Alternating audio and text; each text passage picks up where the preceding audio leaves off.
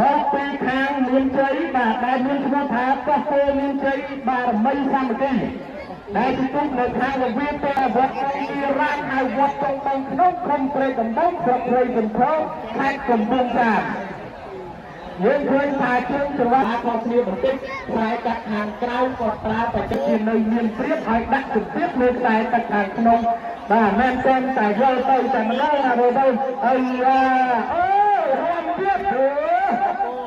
អ្នកគ្នាធ្វើមិនកំសត់ទេបាទ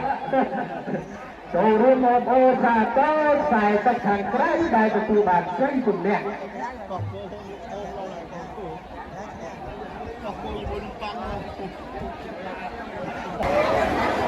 ក្រៅឬក្នុងបងក្រៅឬក្នុង20 ឆ្នាំជាងមុនមច្ឆាមហា